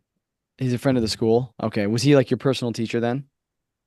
Mm, no, not personal teacher. As a Mm. spiritual friend, and he sometimes just teaching me and stuff. So everything you learned, is it, I mean, obviously you have the videos you're clipping together, you have this individual. Would you say it has to do with everything that you've been learning is from the school and from individuals at this school? Is that the Um, majority of what you've yeah, learned? And most of the wisdom and knowledge is came from school and teaching from my students. so what is their Nice. angle at this school? Like how is it just like meditation? Like, okay, like you've heard of Headspace or Calm, right? Those apps that are out there, Headspace and Calm. You can Insight go Timer on is them. another one. Yeah. Yeah, yeah. So I mean, I've done meditation on those. I did Headspace for a very long time. Yep. I'm just curious, like, what are these schools teaching? Like, they're teaching chakras, are they teaching breath work, or what are some of the tools that you learned throughout this process? The core of my school is basically Buddhism, Buddhism mysticism, and the pillars of that is just we are all of us have a Buddha nature, and all of us can be enlightened in every lifetime. Hmm. So basically, we can be free of suffer if we like follow some rules like no attachment, no cravings, and other stuff which make us suffer. But I believe attachment is the strongest one. Sure. Now, What? Okay. in your school, I'm gonna go back. I'm also I have a whole bunch of questions in my head. So your Kritajna, your karmic name, you don't go by anymore. Was it in this school that your enlightenment came, where you transformed into your spiritual name, which is Kritajna, correct? I will not say it was enlightenment. Okay. Okay. Even if I will be an enlightenment, I will never say I'm enlightenment. Yeah, I mean, it's a strong word. I get that because that's That's what the, that's in the the in a Buddhist faith, you strive for the enlightenment stage, and I get You're that. That always on a means journey. you've reached the point of enlightenment. I get that. But on your journey to an enlightenment, you had this switch over from your karmic name to a spiritual name, right? I believe that's the kind of how the terminology goes. So Kritajna, as you're going through your schooling and you're starting to become more aware to your spirituality, you're teaching these students and new people that are coming into the school. You're taking now this information that you learned yourself, and now you're posting it onto the digital market as a social media content creator. Correct? That's basically. that's the journey that I'm trying to summarize here with, so our listeners can understand who's this meditation guy. Now, every day, multiple times a week, you're putting out in the world different practices and different spiritual awakenings. Messages for them to see what hits them daily on their journeys. Is there self care practices that you embark on yourself? Right, because you're. It's funny because we're people. Jared and I are just average Joes. We look up to you guys to teach us the self care practices, right? The meditation stuff. So who do you guys go through? You know, where do you learn all of your self-care practices and what do you do in your own life for self-care? Mm, if I believe the meditation is a self-care practice, Mm-hmm. very strong practices, and more exoteric material one is selflessness, selflessness, right? Yeah. Selflessness. Yeah. Yep. Yep. I Yeah, get you're you. right. Exactly. Because when we do selfless stuff, selfless, so Yeah. yeah, Yeah. when we do selfless stuff, we just forget about ourselves. Hmm. So, and that's the goal. We left the egoistic state, which is state of fear. Uh, so basically, we try become better person as ever. It's constantly growing, like we growing like a tree, right? The Hmm. tree, when the tree has been done, it's never gonna be done. So we like a tree, endless growing, endless enlightenment, awakening, and we try share the light, because when we becoming better better person, the place, the sorry, when we Hmm. become better person, the places where we live become also better one. And 100%. Yeah. Spread the light.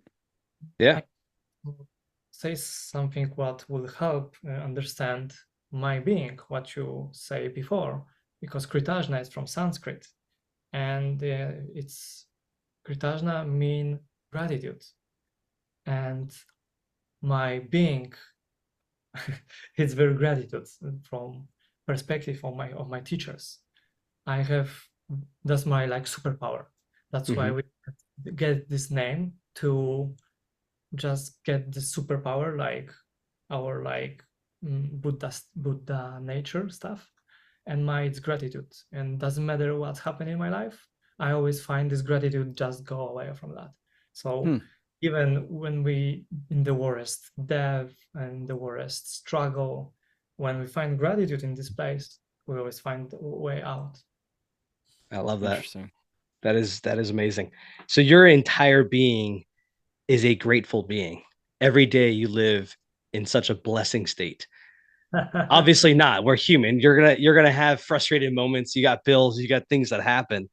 But it seems like because of this path that you're on, these tools that you've learned, you can, maybe quicker than others, switch over to the, yeah, this is some bullshit that's happening right now in my life. But I'm super grateful for all of these other things that are happening in my life. That's pretty much what I got out of that. Which that's pretty amazing. So in walk us through your daily life. So you wake up in the morning. What's your daily routine look like? Mm. I try to practice meditation twice a day. One Okay. is in What's the time limit on those? what time I meditate or how Yeah, long? how long? Like Uh, how from minutes 10 to 25, 30 minutes. But I each try time? well 12, 20 minutes twice a day. It's just perfect for me. Yeah. Hmm.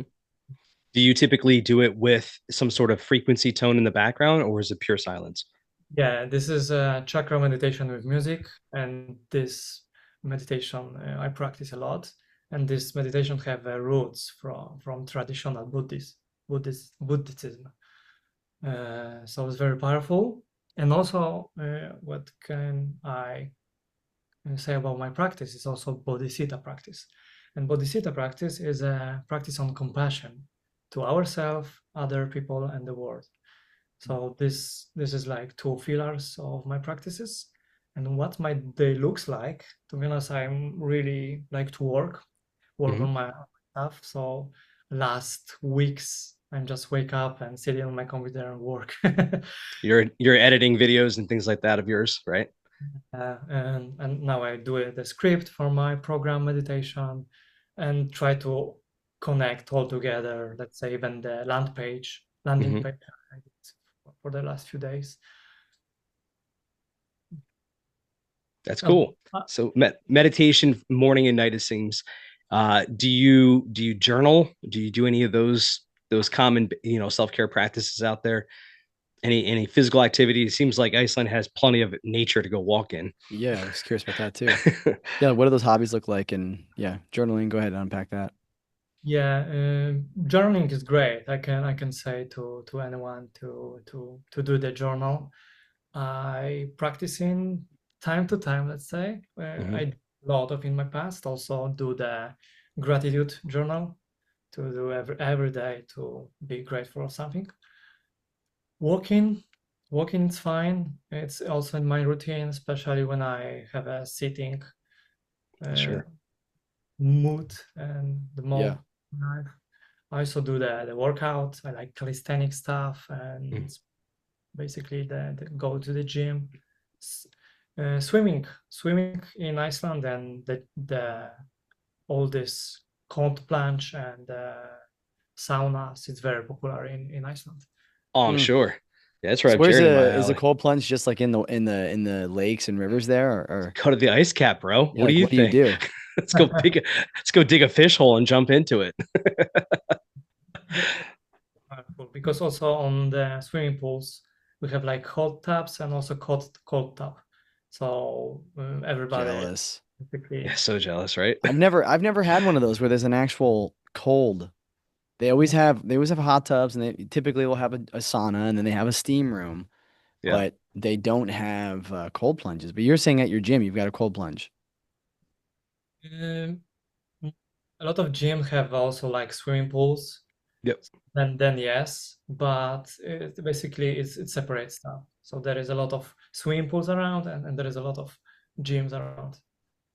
Oh, I see. So you have memberships to both places. Yeah, exactly. Oh, Okay. okay. Are you doing that daily? Are you hitting the sauna for 20 minutes and then doing the cold plunge? Yeah, I will not say daily, but weekly. That is like my weekly activities, Hmm. time to time. Yeah, I much more prefer to go to the hot stuff or water or sauna, and then go to the cold to Oh just yeah. Gave me Yeah, that shock. I I understand that. Is Jared that and I last year we went to a spa that actually had a cold tub, like a hot tub that was filled with cold water, and that was a cool experience to go from the sauna, the large ass sauna that we went to that can fit like 50 people in it yeah, yeah. to the cold plunge, which I thought that was interesting. I know I'm digressing here, but I thought it was interesting how the sauna was so large, and the cold tub was only could fit like 6 people, but the sauna had like room to fit. I'm not even lying, probably 20 people, Jared. Oh, I mean, it was huge. easily, it's huge. And we did 3 cycles. So we did 20 minutes in the sauna, and then we went and did Yeah, like 3 to 5 minutes in the cold plunge, and we did that 3 times. yeah, it was nice. So that's like I typically like I like to do I'll do a sauna typically every day. I'll do about 20 minutes at 195 to 200 degrees Fahrenheit, and then I'll just take a cold shower because I just don't have a cold plunge like there at the Hmm. gym or anything. So I'll typically then take a cold shower. But I try to at least one day a week, typically Saturdays, where I'll do the cycle, where I'll do like 3 sets of that, like 20 minutes, in the sauna and then cold shower and then go back and keep doing that. Like I'm like taking in electrolytes during the process and even after, It you drains you, know? yeah. Yeah, it's just like you have to do that. So do you like to get out? Like, would you say weekly? I mean, I don't know by much. I mean, I know like hardly anything about Iceland. Like I Yeah, I don't know know. the geothermal thing. I know there's a guy from England right now named Ross Edgley who's literally swimming around Iceland. Are you familiar with this? He's currently right now. You could probably like anyway. He's literally swimming in the ocean around Iceland. And yeah, he's already done 1,000 miles. It's 3,000 miles to circumnavigate Iceland. But he did it in England, and he did like the longest river swim. If you look him up, the dude's just a beast, like Yeah, just man. Talk about an completely outlier. ripped and like. And he goes anyway. So he's currently swimming right now. But you know, to the capital, how far away is like nature? All these like nature these hikes and the waterfalls and the rivers and stuff, are they pretty close to where you are? Yeah. How I said also we have the waterfall uh, Right inside. almost at the center of the Reykjavik. I mean, the Reykjavik is like there is like small towns or like parts Hmm. So the one part we have like waterfall and small forest. To other location, I would say from 15 to 1 hour. If we want to go deeper to the Icelands, of course, we need a little bit more. But basically, you can visit a lot from the like 2 hours ring like area. Dang. With a lot of spots around. Yeah, I bet. It looks so beautiful. So Oh, during it this does. time of Yeah. year, you guys are technically in summer, right? Is your summer though still pretty cold? Compared to others, yes. Mm. It's very bright. We don't have a night now. We have like this is like polar days, so it's never the sun never goes and left. So you have blackout shades, right? In the apartment? Yeah, You would exactly. hope. Yeah, Yeah, yeah. yeah. Midnight and it looks like it's the middle of the day. That's gotta throw your circadian rhythm off a little bit. Yeah, that's crazy. Yeah. So what are some within within meditation and just why do you think right now in the world meditation has become such a popular tool for people? I believe mm, there is a lot of overwhelming overstimulation, mainly overstimulation. Mm. Like have this all the stimulants which just go like when you just go out, go to the social shopping. It can become that when we go to the websites or even social media, the overstimulation just can come after a few minutes because Oh yeah. that's so intense. Yeah, it's Like coming at you fast. The music's loud potentially, right? so, I believe we just naturally looking for some peace, for this Hmm. like peace mind and freedom to not Just the groundedness. Yeah. Yeah. naturally. We're naturally looking for that. Yeah. Are you still so you said you've been stripping away your old self. I know this is a silly question, but like do you still like the game? Like PlayStation and stuff like that? Is that still part of your He's like, hell is yeah, that man. is that I still told you I was on Call of Duty every day. I'm just saying, was that Dominic or is that Kritajna? Can Kritajna still game is the question. I believe Kritajna can play, but I can do everything what he want when he don't how to say it do the escape of the practices or the reality of the of true. Yep. So it's just my leisure activities or just something that I like to do. I believe this is fine. Like watching movie time to time, right? Yeah. Sure. Yeah, well, that's what I'm curious about, how this evolution has happened and Sure. because personally for me, I have found that I know just doing kind of learning more about you, love is really important. You feel like everybody's connected. Like love is this kind of interconnected thread that runs through all of us. And then this is the light that you were talking about. You said earlier, like if we just can have more light with us or love, then that's very contagious Hmm. and it can spread to more and more people, right? I mean, think about like little children. They are just love. They are the epitome of love and people just like no matter how rough of a person you are, you can just soften when you're around children because of that love and that meekness that they have. And you're saying that kind of as you've evolved and as Kritajna even is evolving, you are learning more about that and about what that looks like. But that doesn't mean necessarily, I mean, you're not trying to go become a Buddhist monk right now and just kind of forfeit everything. There are those people that do that, and that's great. We respect those people. Hmm. That's their journey. But your journey is not that. Your journey is to take principles that, monks teach, particularly like Buddhist monks and certain principles, and apply them. And this is one of the reason why I personally think people resonate with you so much. You are very practical. You can take these principles that are could be difficult to understand and you're filtering them through you in your life of like, hey, I'm just a dude trying to live these principles and I'm evolving.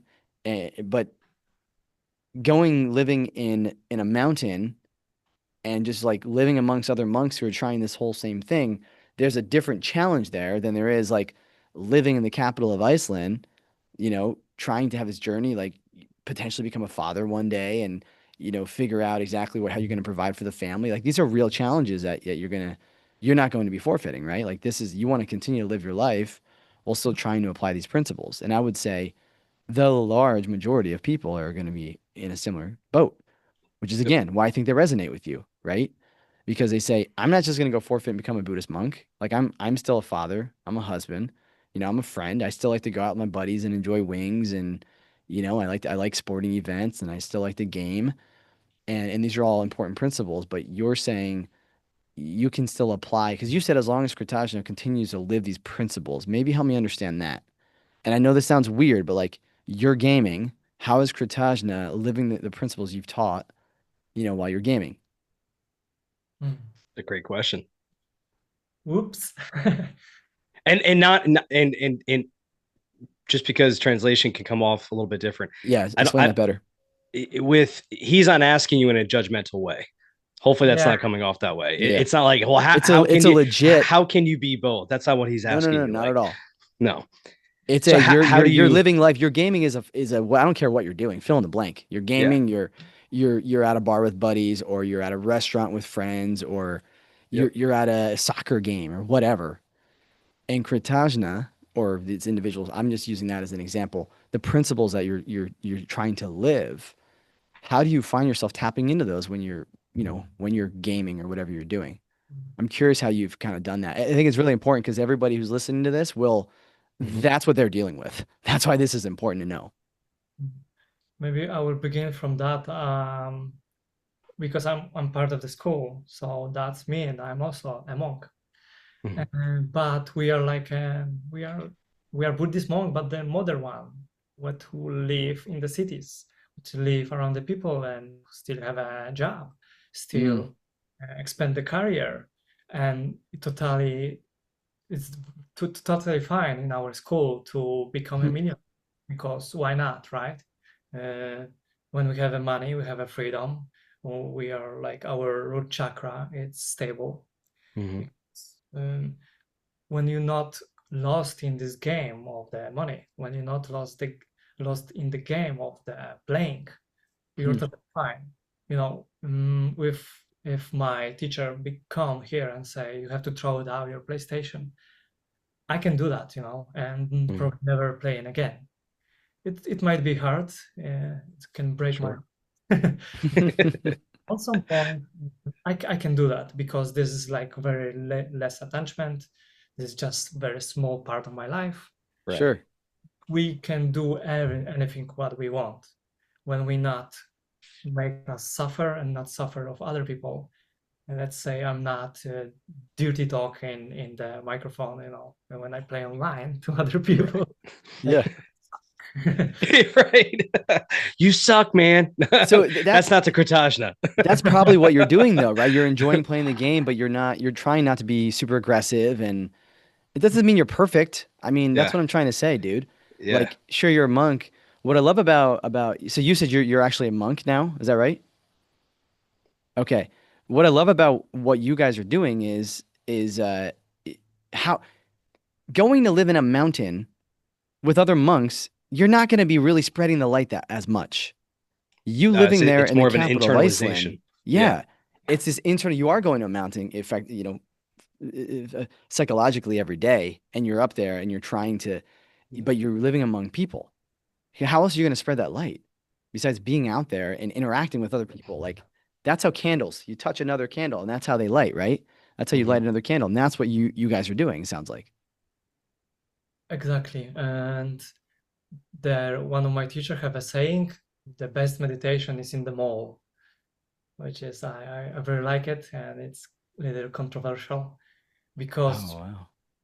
mm, it's sometimes it's not about ourselves.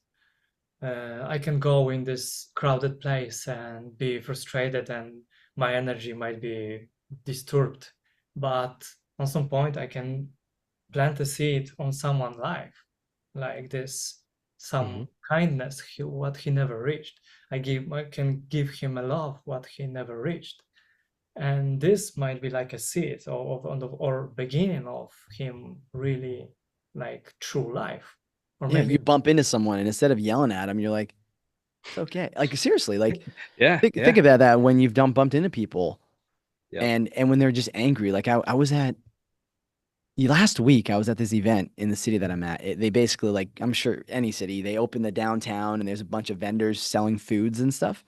There's a guy, his wife, and a kid, I think two kids, younger kids, right? Um, this guy just had an aura of anger about him. I heard him kind of complaining behind me, and I looked behind me, and he was like talking to his wife. He's like, "Man, that person just kept running into me. Like, what the heck?" And I'm just thinking to myself, even at this point, I'm not at the level where you are, but I'm like, I would never even allow myself to get that angry about somebody running into me. That's just absurd. Right. You're in a crowded place, dude. Right. Like, go in your house if you don't want to get bumped in. You know what I mean? So, but what you're saying is in that moment, right? Obviously, you, instead of being the angry person or the person that bumped into the angry person, you could simply try to spread that love. Like, be proactive about spreading the love. Right? The best way to meditate is in a mall. Yeah, I don't know if that's a good summary of what you were saying, but feel free to continue to expand on that. Mm.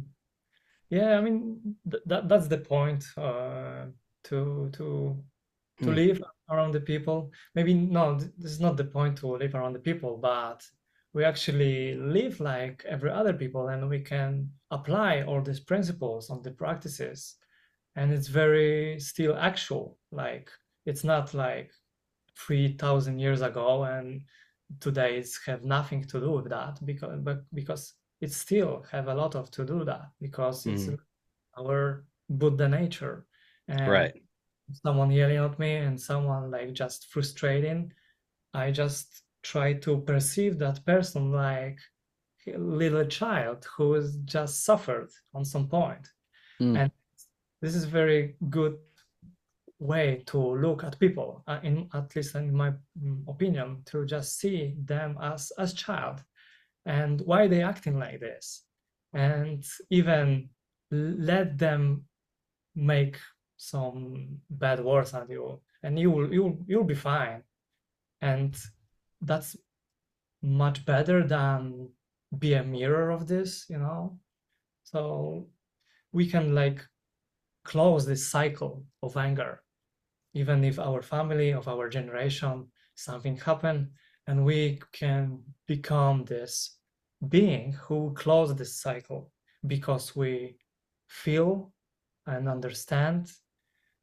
Maybe for many generation, they don't have any space to feel, like really really feel this true emotions, and now we have these possibilities, these places. So that's my prayer. I love the saying, and I'm sitting here, I'm thinking, Jared, if you and I went to the mall, how cool would that have been to try a meditation cycle? To go there and start something and to see how many people would join in. I mean, that is an amazing just statement to make, to say the best way to meditate is in a mall. Because if you have all of this chaos around you, it's so, I mean, that's it's incredible. I'm just picturing what that would look like in the movement. I'm wondering what that would do. And I'm well, wondering if I ever get to that point to I do that think, myself. Kritajna, you're not talking about literally going in, sitting down, and meditating in a mall, correct? You're talking about like walking through. Good. Metaphor for sure, but it's happened, to my teacher, to my also Yeah. the students, That would because be a really cool exercise, though. I mean, that's a lot of noise in a mall, right? The whole idea is like how much can you get internally with all that external stuff that's happening? yeah. Well, it's a metaphor. It's just it's life, right? Yeah, Like, yeah. Of course, it's a constantly metaphor. Yeah, constantly being bombarded. Well, regardless, I think it's cool going and actually sitting there. I think that'd be fun, like cool to see what people do. yeah. But that's a really cool metaphor. I really like what you said about the chain breaking, Mm, right? You think about people that come from a history of some sort of abuse and how they are the chain breaker, right? Like, there are individuals that I've met in my life, and they were the chain breaker, right? Where, uh, yeah. And so you're saying the same thing about like just the anger, like, man, it's hard. I don't. It is like, I don't know why it's so dang hard. Like, why is it easier to be angry than to just freaking let it go? What do you think, man? why do Be- people get so caught or triggered or hooked? Like, what is that? like like the guy that bumped in. Like, why is he caught? Why are people so hooked on those things? Like, yeah, Well, especially like him personally, like that particular thing. what do you guys teach related to that? Who do we got here? Oh, look at that little kitty. Yes. Our neighbor, and he come to us very often. Yeah. You That's said cute. that's your neighbor's cat? No. Yeah, yeah. Like, he's very comfortable in our house at some point. That's awesome. You just This is open the your window, the cat just pops in. Yes. I believe he's like filled with energy. That's why. Yeah. I love He's like, that, this dude. is the peace. This is the peace space right here. That's funny. Um, I would like to. I know our time's coming to an end real quick. Kritajna, if you're willing to, I would love to do a small meditation exercise amongst ourselves. If you're willing and wanting to do that for us. I know I looked at the time, I realized that we could keep talking for hours, it seems. Yeah, I mean, where are you right now with time? Can we maybe talk a little bit more and then do that, or where are you at right now with time? We want to respect your time. leave like 15, 20 minutes max. It's fine for me. Okay, so Okay. maybe we can unpack that a little bit more because I did want to understand this whole like, anger thing, and I'm Yeah. sure you've thought about it a lot. I would say because we are taking everything personally. Uh, let's say this all stuff won't happen when we go out and there is like many different people, Mm. and this difference make people like anger and make people frustrating, or they think they are rushed but they are not in rush and stuff. They like they chasing something but they don't know what chasing something, and there is like conflict. And when having something, they think very personally. There's like egocentric state of fear. Basically, they fear they will not do something. They will fear like they fear of everything. Basically, Hmm. basically, a lot of people like they living in the state of fear, and our system is great in that to just plant the seed of that.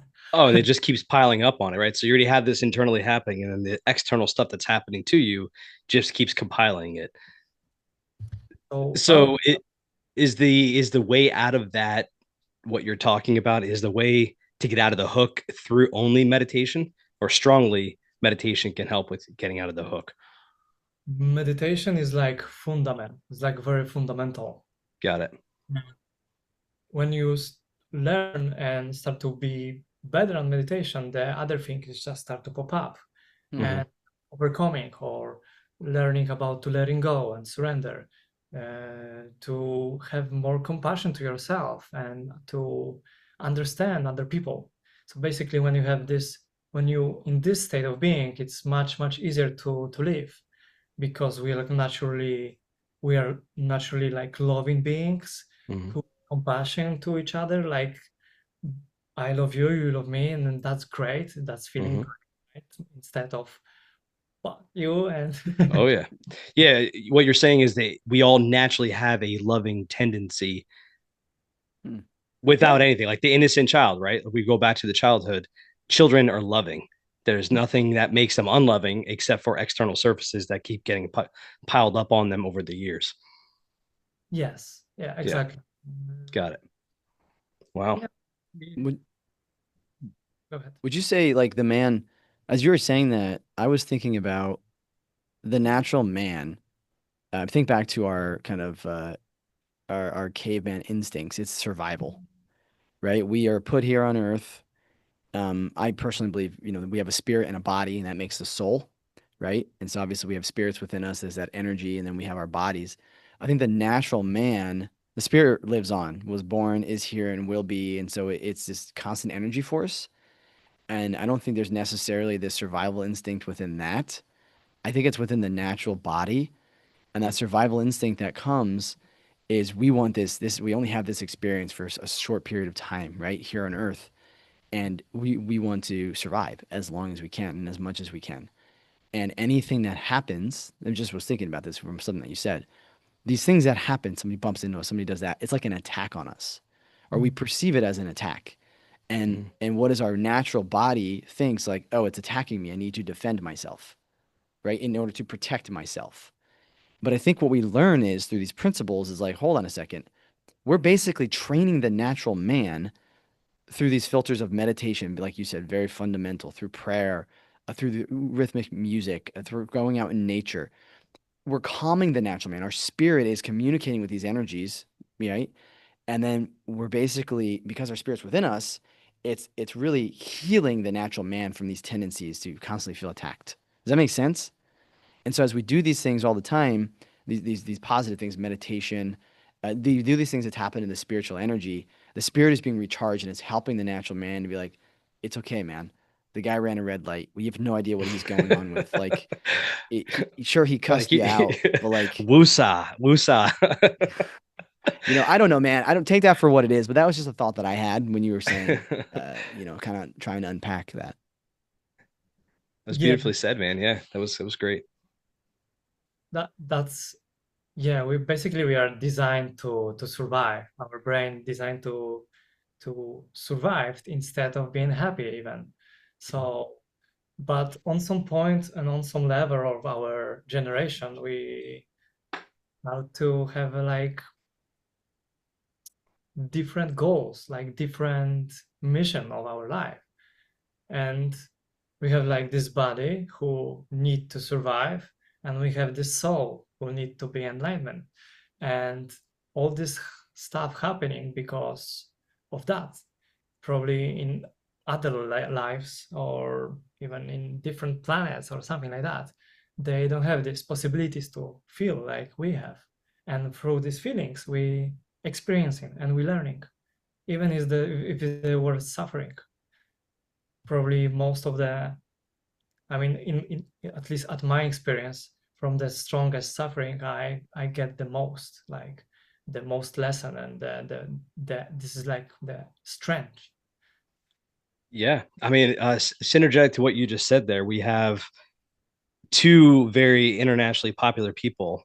You got Goggins and Haynes that come to the forefront of my brain that they literally promote suffering.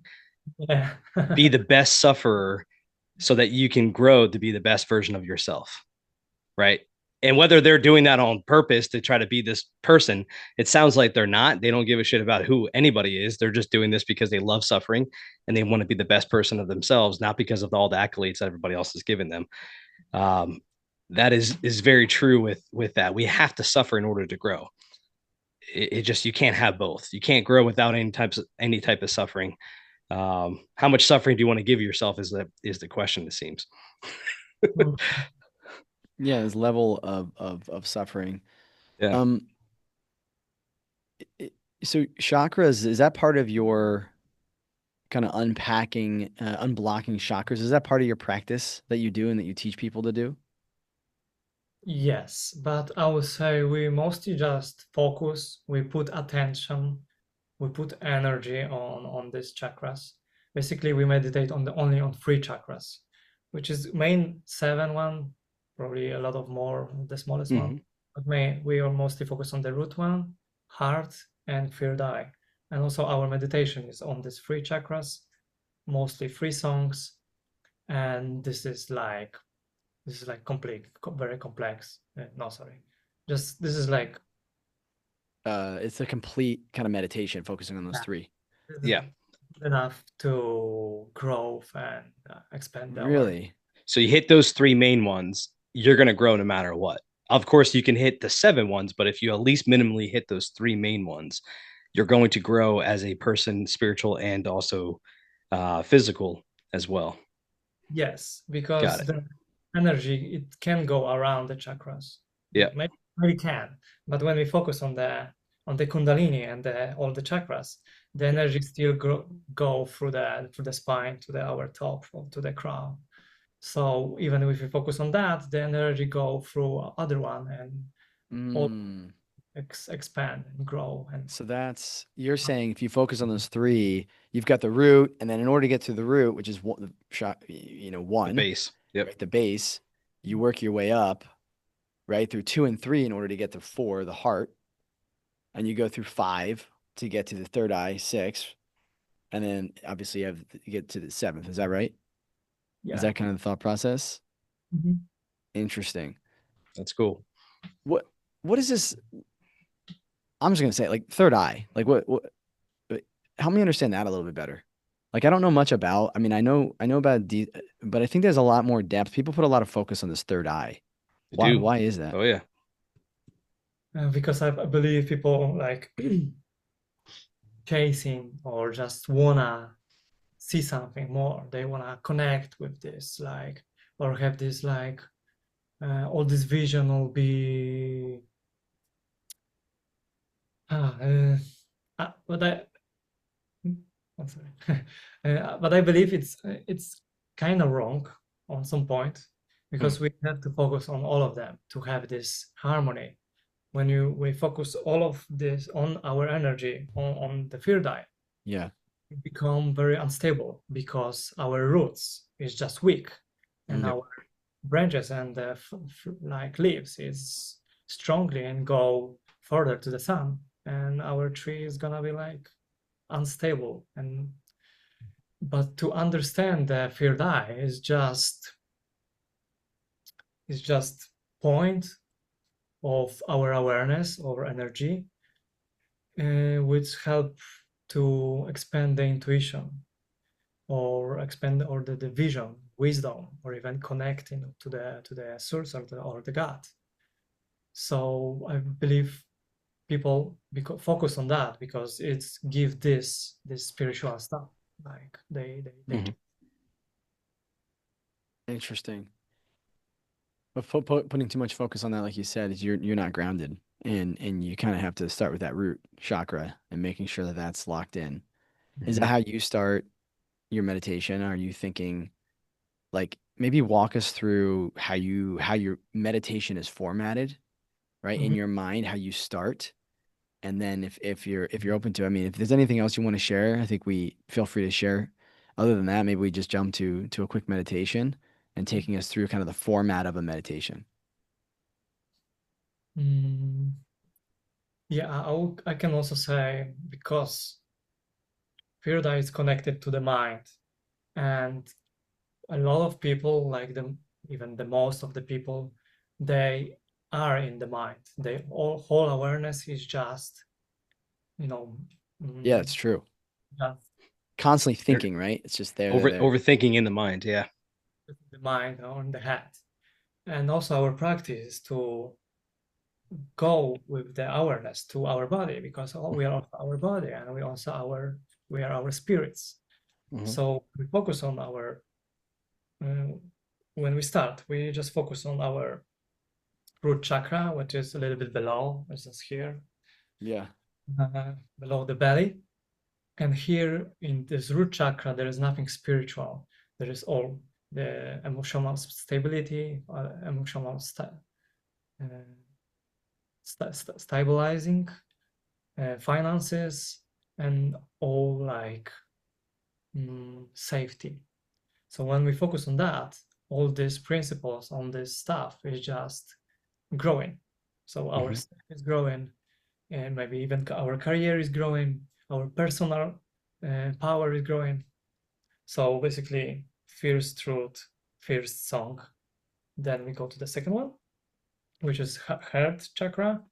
So how I said before, most of the time our meditation it's focused on the three chakras and three songs.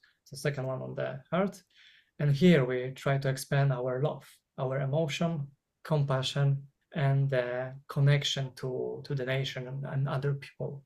Here is our the strongest chakra. Even I would say this is I, this is we, what we are.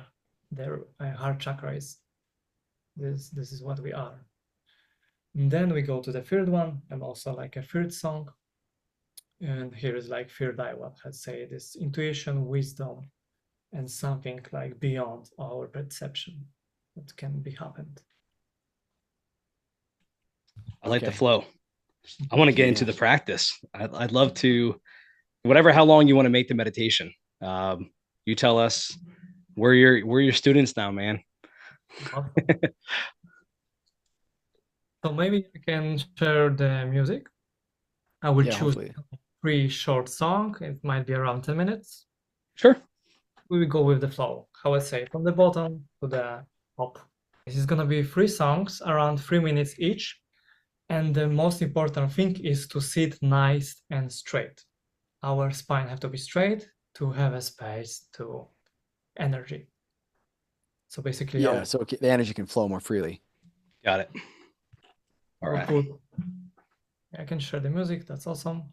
So hopefully it works. And I will say nothing. This is not guided meditation. It's lead meditation without any words. So probably will lead spiritual way. Mm-hmm. And yeah, be open. Don't judge yourself if you can't focus. Just let it be and let it go. That's gonna be fine. Enjoy. Excellent. Thank you.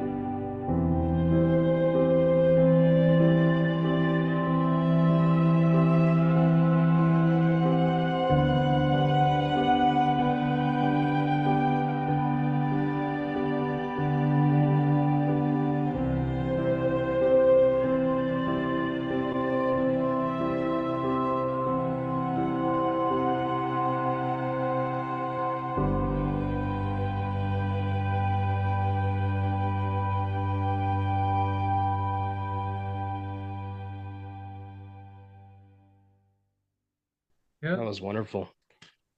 That So was great. you said that moved all the way up, is that right? Yeah. Yeah. Yeah. Did it. What one thing I was curious about, how do you what's going on in your mind? You said you move up, like how are you connecting them? What do you mean by that? When you start with the root and you go up to the third eye, what's going on in your mind in order to have that flow? What's happening? Mm. Like how do you make that happen? Very various thing, I would say. But basically, just I try to put my attention on my body, on these chakras. Hmm. So all, at least I try because this is like practices. Mhm. So I try put my all awareness, all attention to these parts. The mind is just what is mind. It Yeah, the mind happens. goes, right? The mind drifts. So, it, 100%. so that's why the guided meditations, it seems like a lot of people need that because they need somebody to tell them, hey, get Lock back yourself in. back in here, get back in. So with the practice of just the music, how does one think about the root chakra or the heart or the third eye? What are some practices that as you do that what should we think, right? Or are we just thinking I need to focus on I'm the just root, you're the literally root, the just root? like you're focused on that area, or do you actually have thoughts going on in your mind about that particular chakra? Good Mm, question. Yeah. and it, the mind, it's have him, like him work. He just mind is doing what he can do, and our practices is to just focus on these chakras and expand them or feel them and see. Sometimes you can feel the resentment or some blockages. And the mind in this way is just the mind, and just helps to put awareness and attention to these points. So So that's what you're doing. Okay. Do you yeah. recall one last question I have for you? Do you recall when you first started meditating, um, the drifting of how your mind goes to other things? What was the biggest hook that beginners that are meditating, what is something that can catch them back into it? So I'm thinking about I don't know, my task at work right now, but I'm trying to get into the root. So what's a good practice that you've got that can for beginners to get back into the hook of focusing just on the root chakra or the heart or the third eye? So what's one Mm, simple thing that they can do to get back into, okay, I need to focus on this now. mhm. It's very important to not be judgmental for yourself or be gentle. It's happening. It's very natural, even for advanced meditator and teachers. So very naturally, like maybe even counting, like I disturb myself or my mind is go, but I catch that. I'm aware of that. Okay, so I slowly gentle back to what I was. So Mm. even counting, and then you see progress after weeks. Today I'm just disturb myself 10 times, like last weeks. I Yeah. was Got it. two. Got it. Okay. Nice. Yeah, or it wasn't that long, right? Like, Yep. I've meditated enough to where the biggest thing is the judgmental part. I think the way Andy Puddicombe or whatever his name is, the guy from Headspace, however you pronounce his last name, when I first started learning the principles of meditation, they had like a little vignette where they showed a little person meditating and clouds were floating by, right? Yep. And it's the whole Yep. idea of like those are your thoughts. Like they're gonna float by and just be peaceful with yourself. Don't judge yourself. Like you're gonna be there focusing on the root chakra. Like I was doing that. For each song, I did what I thought, which was Yep. literally I just thought about my attention was there. And that was pretty much it. And then I'm sitting there thinking about the heart, like in the second song, and I'm just kind of paying attention to the area. And then, all of a sudden some thoughts come to me, right? And Yep. then I'm just kind of like exploring those for a second. And I'm just like, and then the music brings me back in, right? And then I just kind of focus back on the area. And that was kind of the ebb and flow of the meditation for me, Yeah, you the know? cycle. I'm right there with you. Yep. Yeah. So, well, brother, we appreciate you. We know that you, I is that your girlfriend that's in there or whatever, that she's probably like, hey man, this has been a lot longer than you thought. Let's go. We appreciate you. What's her name? It's fine. Yeah, okay. Well, we appreciate that. Thank you. And Yes, thank you so much. yeah, is there we'd love to next time we're in Iceland, we'll definitely have to look you up. We'll have to connect for sure. Love to have you show us this waterfall and these kind of magical places that you're talking about. I will be happy to share with you some Oh, that'd be awesome. places. Like Definitely. a meditation trip, Jared. You guys got golf over there, right? You got some golf courses or what? Yeah, Are in you a there. golfer? You I'm, dabble a little bit? I'm not, but it might be kind of cool if I will try.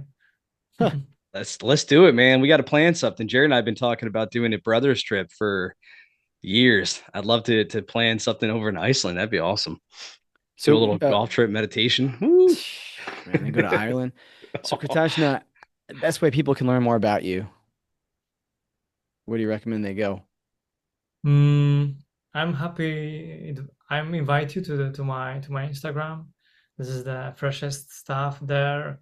I believe there will be become more me, like more talk heads and more stuff. From that point, you can reach to my link tree, and there it will be everything, including Excellent. Wonderful. my upcoming school community. We'll put your links up into our show description as well. Make it easy for people. Kritajna, we appreciate you. Thank you, brother. Thank Thank you for all you. the good work that you're doing and sharing this time with us. So thank you. Thank you. And thank you, everybody, for listening. Take care. Take care, everyone.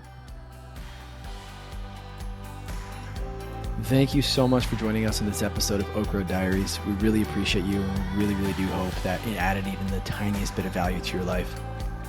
If you felt that the conversation resonated with you, we invite you to share it because you really never know who needs to hear this today. You can find more tools for intentional living and the 7 pillars of transformation at thehappyatrium.com or connect with us on our socials at thehappyatrium. We'd love to see and interact with you there. Until next time, keep tending to your inner child, one breath, one step, and one story at a time. Take care, and we'll see you down the road.